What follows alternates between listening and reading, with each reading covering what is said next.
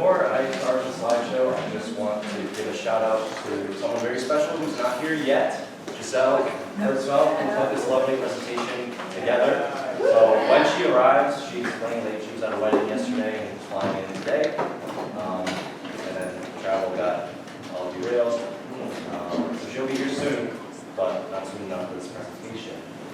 Louder. So I've been roped in to do this presentation about story itself. And that's been one of the key things, one of the key themes over the past couple of years we've noticed is people come and do this massive info session, 2 of them actually, in the morning. And you get a lot of this new knowledge and jargon and acronyms that maybe we don't all entirely understand, but we don't know how that translates into how we tell our own story, why we're here, and why these issues matter to us in a way that we can convey to the staffers or the offices so that they care as much as we do about these issues. So, yeah, that's what this session is about. It'll be a little bit interactive, hopefully. Sorry if I'm just reading off the slides. I didn't make these. But they are very nice. So, the value of personal stories in logging. Don't expect that you need to be an expert on these issues, especially if this is your first time or one of your first few times. You're an expert in your own lived experience, and your personal story is the most powerful way to get that across in a meeting. And that is what we call story itself. They're powerful, they're often emotional, and they stick with the people who we're presenting to. You don't need to be a professional by any means to get a good story across.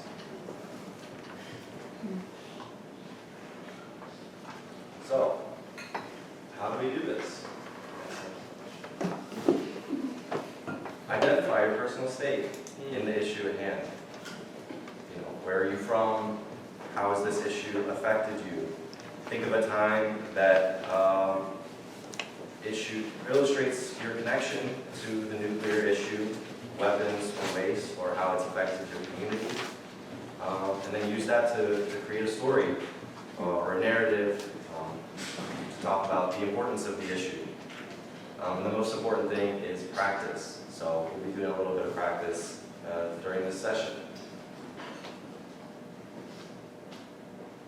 So, step 1, take a little bit of time to think to yourselves, what is your stake in this issue? How does this issue affect you? It could be based on your identity or on your values.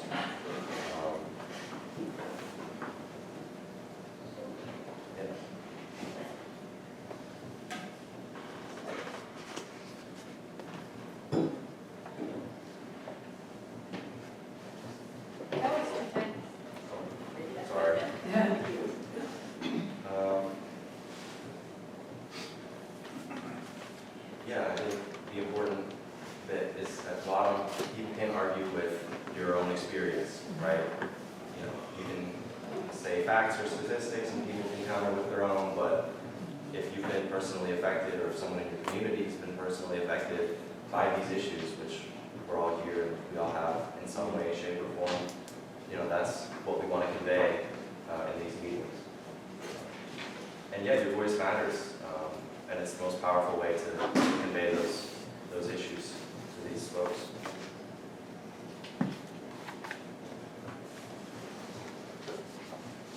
So just another slide about your personal stake.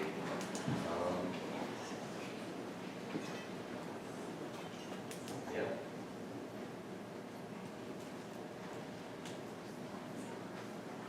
Not everybody can see them all, so go ahead. The slides, let's see, personal stake is important for solidarity work. It helps us to prevent us from acting from a place of trying to save others or from a place of ego in solidarity work. And it also helps us recognize the importance of collective liberation.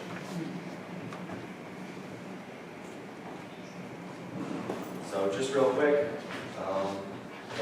take some time if you have a pen or just if you want to think on your own. what makes this issue important to you? Think of a time or a story. What do you bring to the table? What experience or what knowledge do you have about these issues? Why do they matter to you? Just take a little time to reflect and write something down, and then we'll share with a partner in a couple minutes. All right, now take a couple minutes and with the person next to you or the people around you, share a little bit about the why.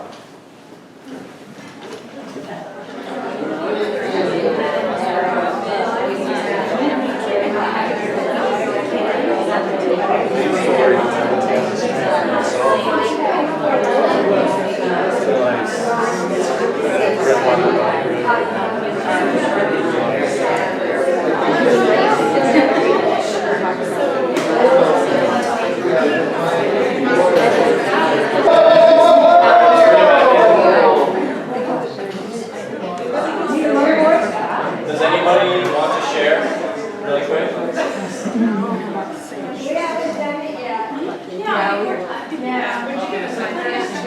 All right, 3 more seconds.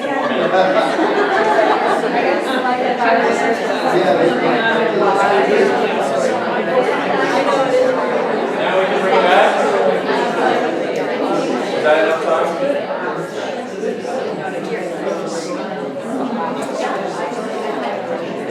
Does anybody want to share? I will. Go ahead. It's short though, it's very, very short. That's okay. That's okay. So I personally live in a uranium impacted area. My community sits between 2 uranium mines and a mill. As a community, we had to become a grassroots organization to be heard at different government offices. My expertise comes from my lived experience and the history from my ancestors and my elders that have told me many stories of our community's part of the uranium legacy.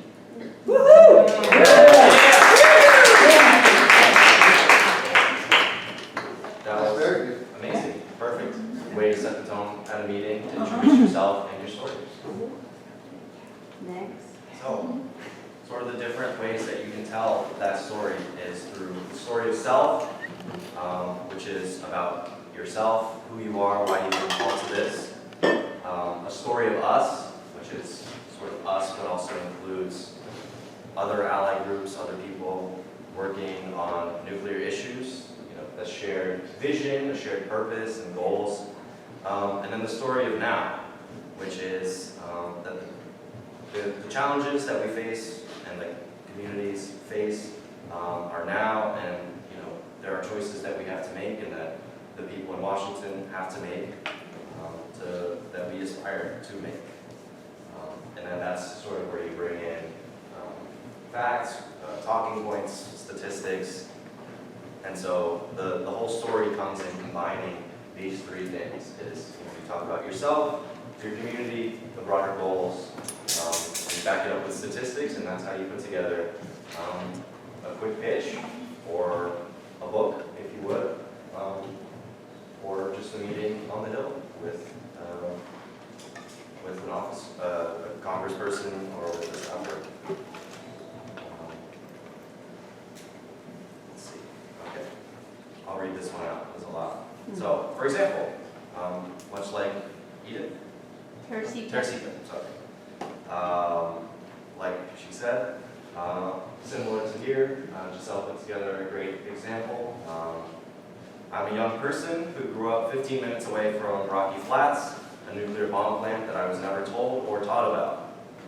It concerns me that hardly any of my peers living near Rocky Flats have any awareness of its existence, history, or contamination.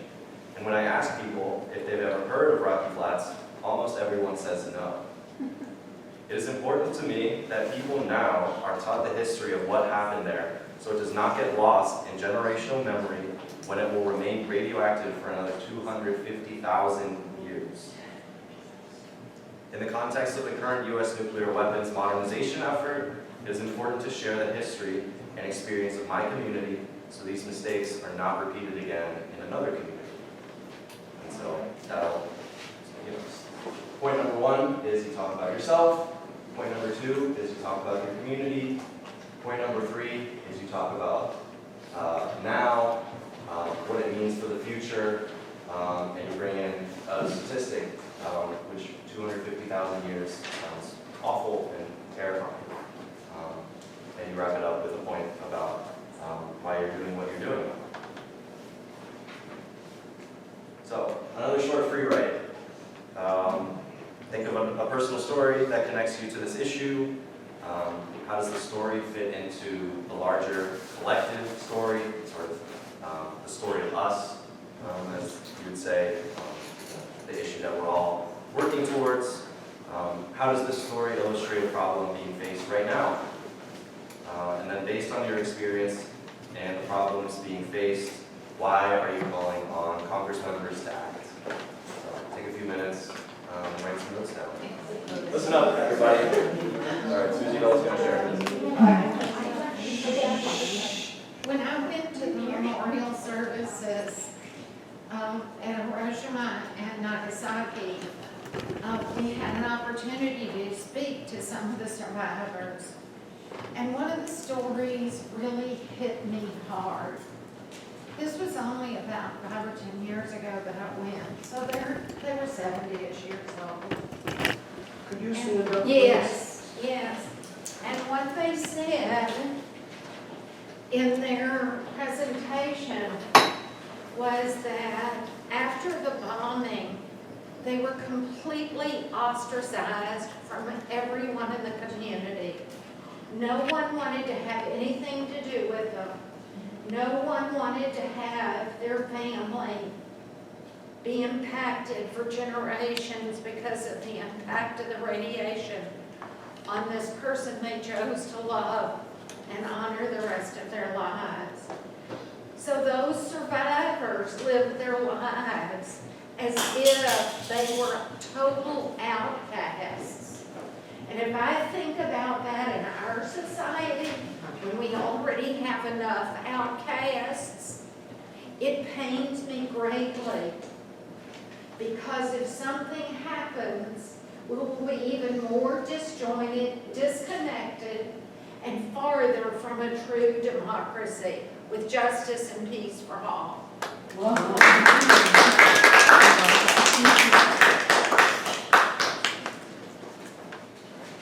guess we can still pair share, or if people want to share out loud. Somebody else like to share what they wrote down. Would you guys prefer to do a pair share? Kate doesn't mind that, like I said, she said, because I've been thinking too, that Can you stand up? here we are with this new arms race, spending zillions of dollars on it, and to ever use the damn things would annihilate us all in a heartbeat. But people are being annihilated right now by the theft of money from everything else. They can't get health care, they can't even afford their damn food these days. So, fast or slow annihilation, that's kind of the choices our government is giving us. The problem is that if we really want to persuade or we want to create a little bit of an opening, in our stories we have to give a little bit of opening. It's a good story, but how do you think a congressman is not going to be defensive in an answer? Can you soften change, not soften isn't the right word, but can you find a sentence that invites the congressperson to respond? Yes, and you will be that congressperson. Okay. I'll speak to you. You are in a position where you can change the future for this country, and you can make it the best place in the world by making decisions that work for peace and justice, by making decisions that will create caring for one another. So I would thank you on behalf of your children and your children's children to do the right thing and support people, not more power for certain people and more bombs.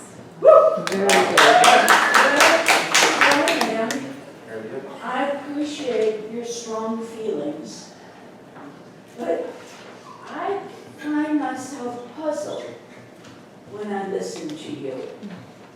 It sounds to me like you don't appreciate the men who died for you in battle. It's going to be a personal conversation. Anyway. Oh, I'm sorry, I wasn't, what's going on? Sorry, I thought there was a That does not correct me. Everybody be quiet so we can hear. We're gonna be doing some role play later. Okay, So, cool. yes, that's a good start. Last point, Andrea. Rather than tell my personal story, I'm actually moved at this moment to tell a story that happened to me that helps us tell a story, but leave that opening that was mentioned. And that is to make sure that we're not assuming something by the person, about the person we're talking to. And leaving that opening, like saying, I'm sure that you also have thought of this, and. Okay, so I'm having a meeting with the senator from Kentucky at the time.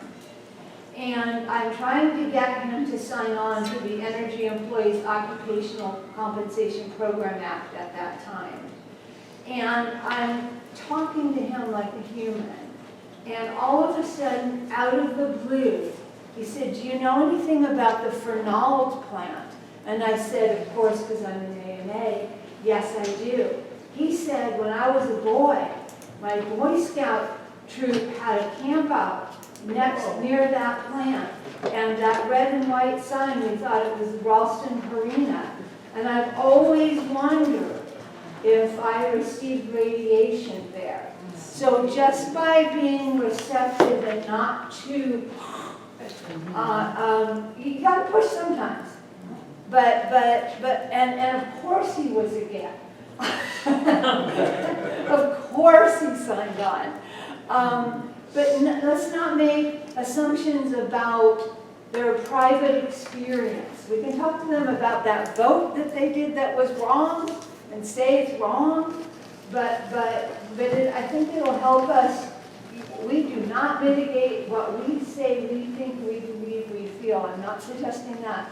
But leaving that opening is not to make assumptions about their humanity and what they think and feel, and inviting them to share that back with you and then put it in a policy context.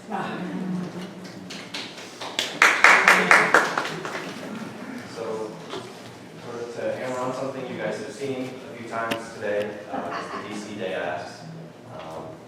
Ultimately, this is what we want to convey to the staffers and the members in these meetings.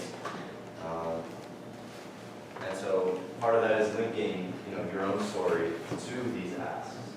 So saying, I live near a national laboratory that's helping design new warheads. Maybe we shouldn't design these new warheads. What a great idea. We don't need them. And you segue into the point, right? Or I grew up in a place that was subject to nuclear bomb testing during the Cold War, and now I'm a downwinder. We can never bring back nuclear testing. Stories like that will, introduce yourself and your own story and the issue to the staffer or the member. Yeah, there's some great examples here. I'm from a community that's threatened by a waste storage proposal. Talk about why that can't happen, why that can never happen. Or supporting the TNFSB, I'm researching the importance of regulatory boards and regulation in the government for protecting public health and safety. You'd think that'd be common sense around here, but sometimes it's not. But yeah, link your own story, your own lived experience to these asks. Maybe find one or two specific asks that resonate with you, or with your story, or with your community story, and bring those together. And if there's one thing that you say in the meeting, let it be that. Just bring the point across. Yeah. I'll keep it quick. I feel like the only thing I really have to offer at these meetings is my personal story. And my point isn't to make them have to listen, but to draw them in. Like, I'm a parent. You might have kids. You might have grandkids. You know kids. Nobody wants kids to have. So these stories, I feel like, are a really good opportunity to bring them to your inside, and then that helps them want to make change that maybe they hadn't considered. So I like these because then it's like, well, if I'm terrified, like being vulnerable with that language too, gives them an opportunity to come in and kind of experience that with you, and then maybe you'll change a heart that you didn't think you could. Absolutely. Yeah, these stories are about people, and ultimately, people care about people more than people care about issues. It's more personal to hear about someone else rather than something else. And if you bring them into your own world, draw them in with your story, that will get them hooked, that will get them invested in your own story and in the nuclear issue. Okay, we're running close to time. Let me see how many.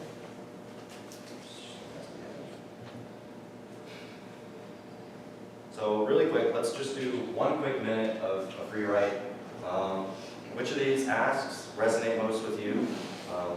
If you want to just circle one on the ask sheet or write a quick thing down and relate it to your own story.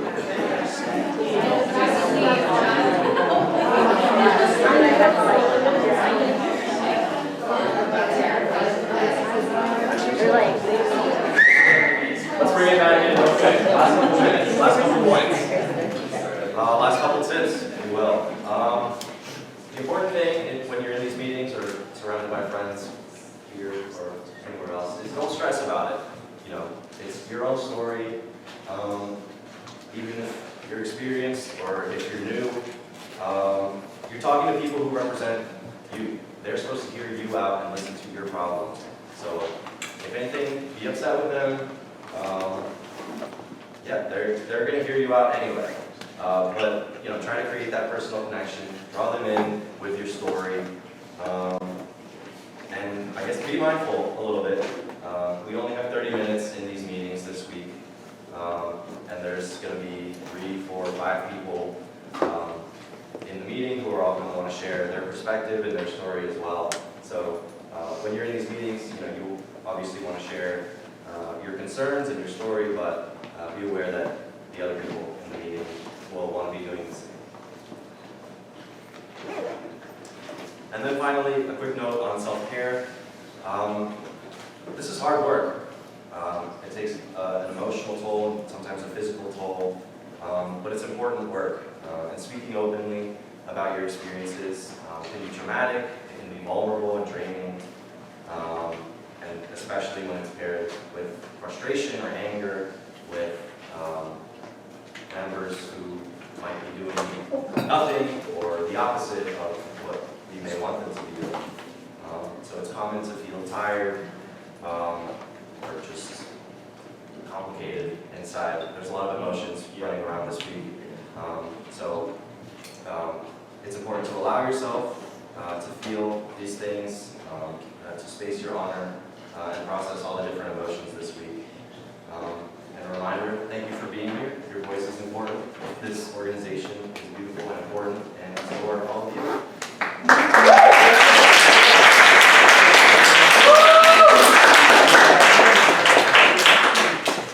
I'll turn it over to Molly real quick. Okay. For a quick Quick. thing. And I'm loud, so no matter what. Speak up. So this is a little special presentation I wanted to make today. It is from San Luis Obispo Ministries. It says, in grateful recognition of your unwavering dedication, courageous advocacy, and lifelong commitment to a clean, safe, and nuclear-free future, your voice and leadership have inspired communities, strengthened movements, and advanced the cause of environmental protection and public health. With deep appreciation of your continuous efforts and steadfast resolve, we are hereby honored to give Kevin Kamps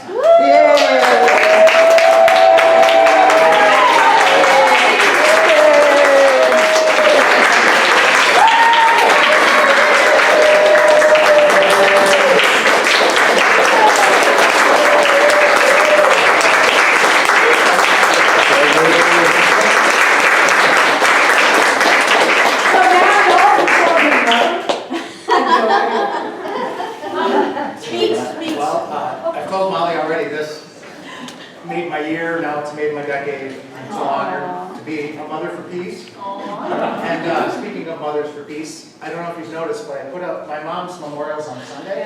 It's her birthday and her wedding anniversary. She passed last October.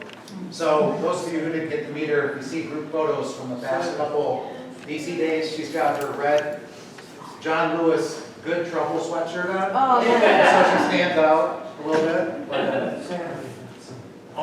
Saturday, June 6th.